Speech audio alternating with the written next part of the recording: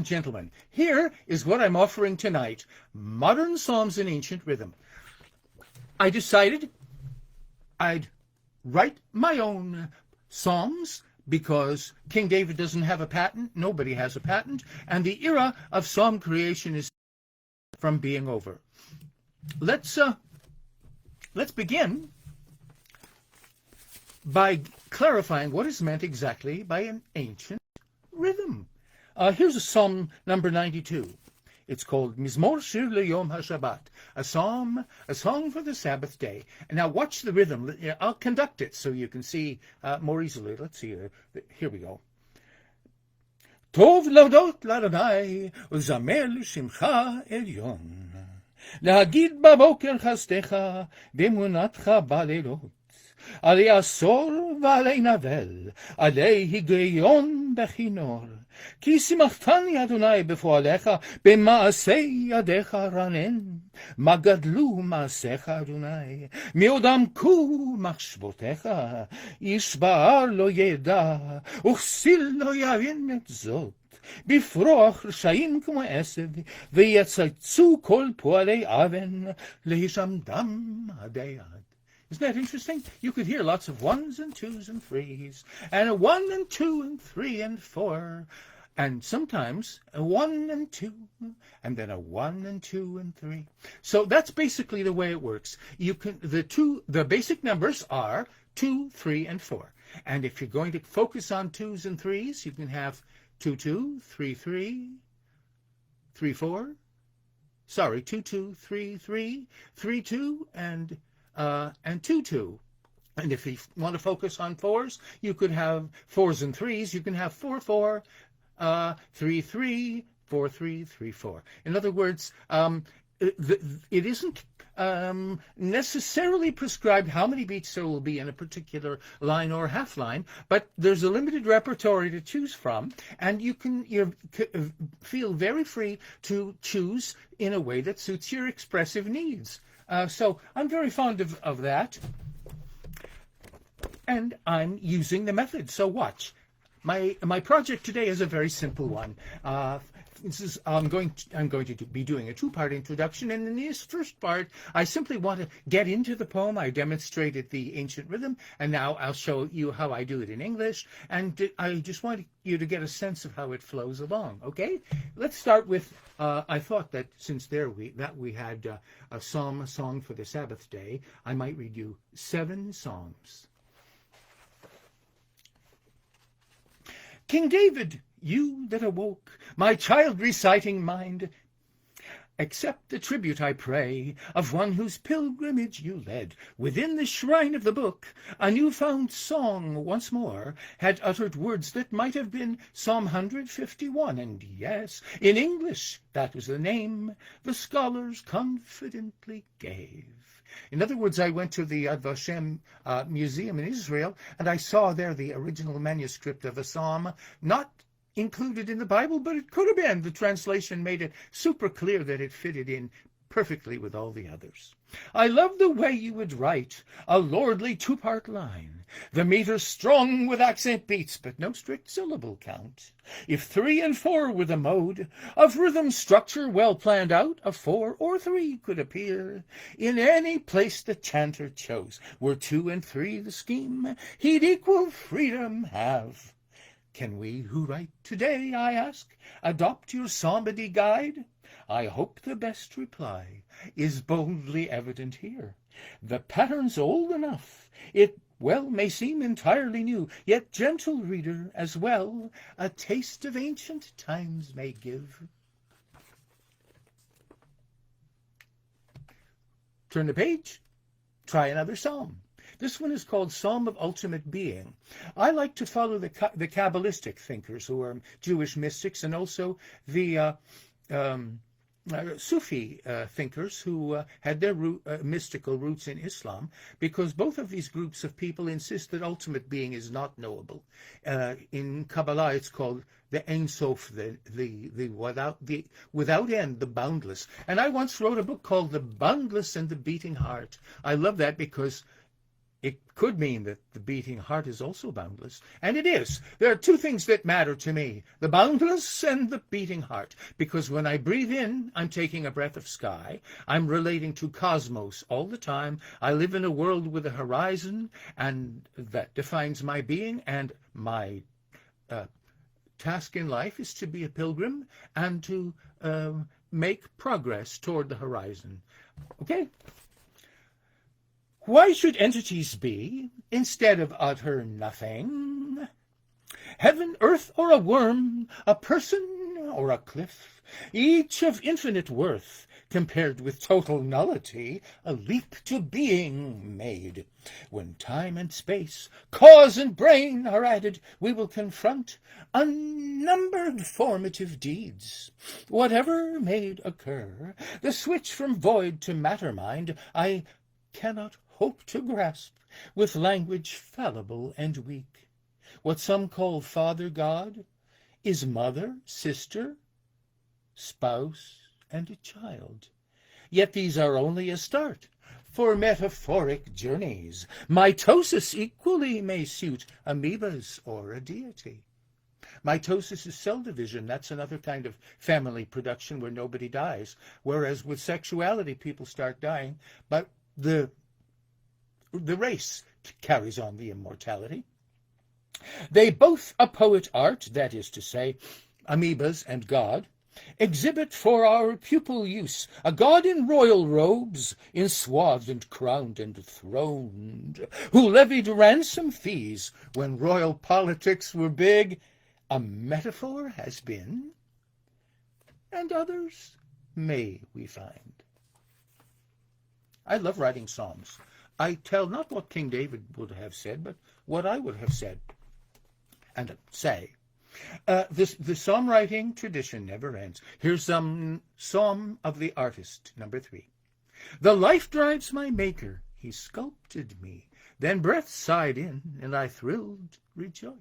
See, we've been having 3s and 4s. Now I'm going in for 2s. I'm veined as the marble, and smooth as clay, with grass-like hair, and a wind-blown beard, and shout forth the praise of a man of earth. I daily will alter, will mirror one who's momently shifting from task to task. The art of our living reshapes our form. Creator who fashioned yourself, you imagine.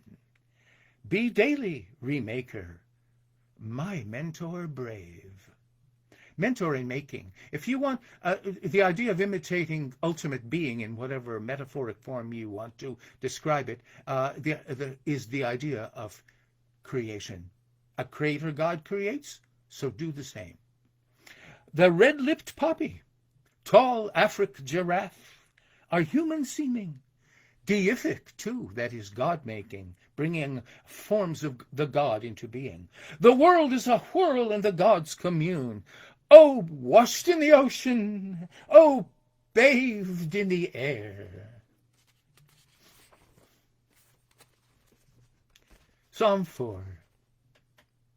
A psalm of the likeness. This is very interesting, and here I base myself on a fascinating speculation I read in a Sufi thinker named Ibn Arabi. He said that when the Bible says we're created in the likeness of God, that means we're created in the likeness of that which cannot be known. We're created in the likeness of the unknown and unknowable, and in that likeness we prove to be unknown and unknowable. So when Socrates says, know thyself, he's telling you to do the impossible, and he knew it was impossible. In fact, he didn't think he had done it. He was always trying, but he failed, and he admitted it. He said he actually thought he was the wisest man in Greece because he was the only man who knew how very little he knew. He's very, very ignorant, and so am I. And so I write a psalm of the likeness, and the fact that I don't understand myself doesn't dismay me any more or any less than the fact that I don't understand ultimate being. A metaphor shows two things fit together. We've heated the seas with our carbon dioxide, and then it reacting boils over enraged. Metaphor. The sea is angry. It's like a person. But what to compare to the ultimate nameless? All things that exist are an emblem of this. Of world-making drive, all our lives are a likeness.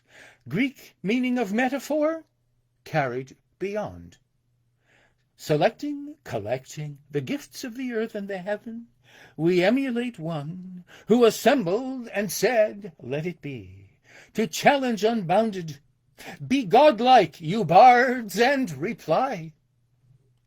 Extending our limit, we gain from our nature a kinship to treasure and link the soul to the ever unnamed. Remember, we're made in the likeness of that which is hidden. In poetry, much as in prayer, the doubled unknown becomes one.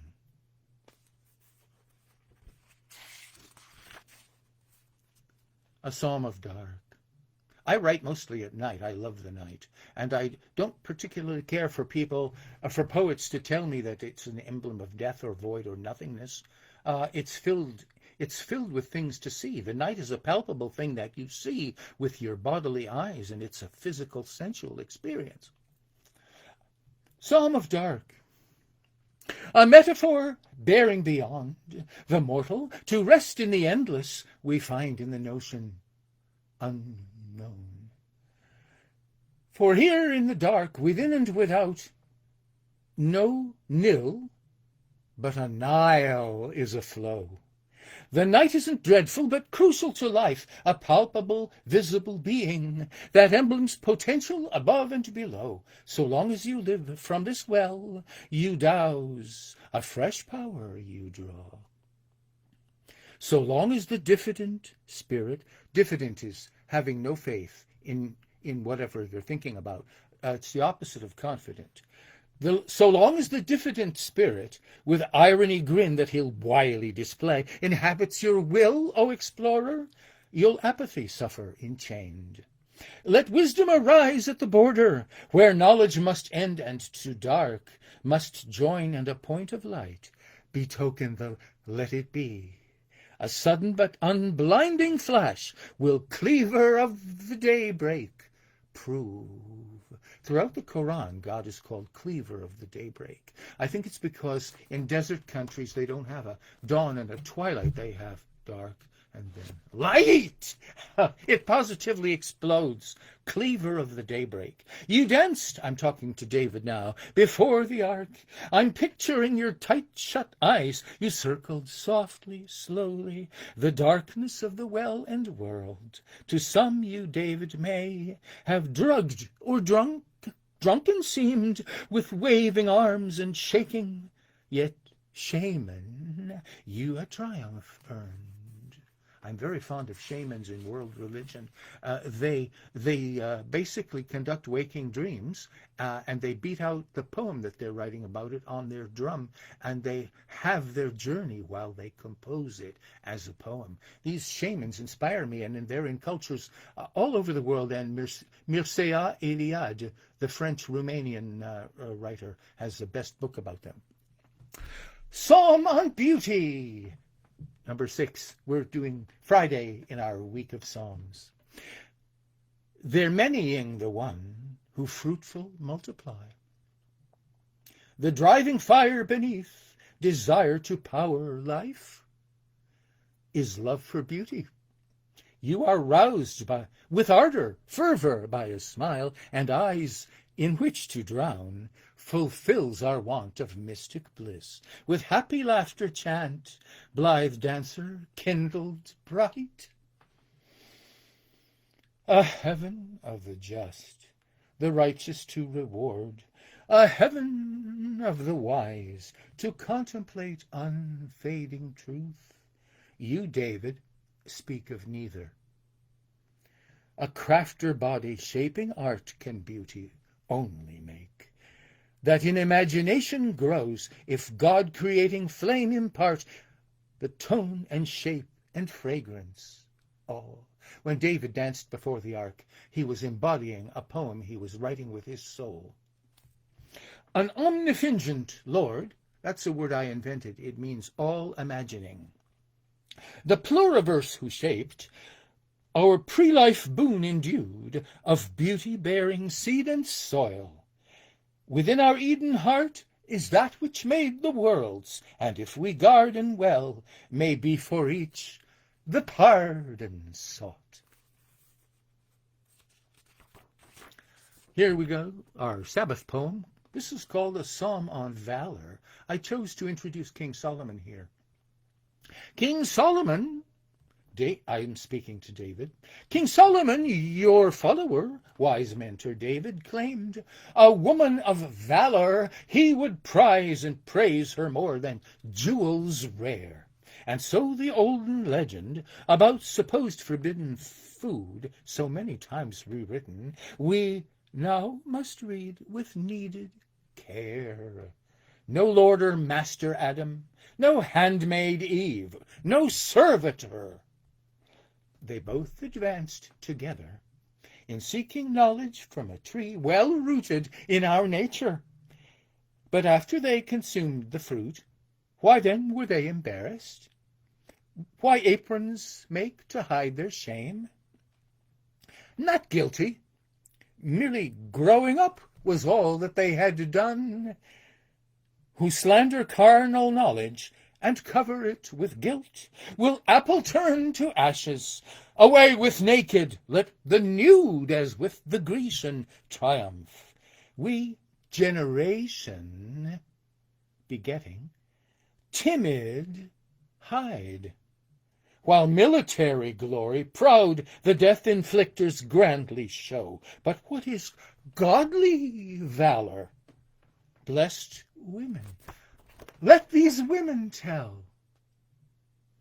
Thank you.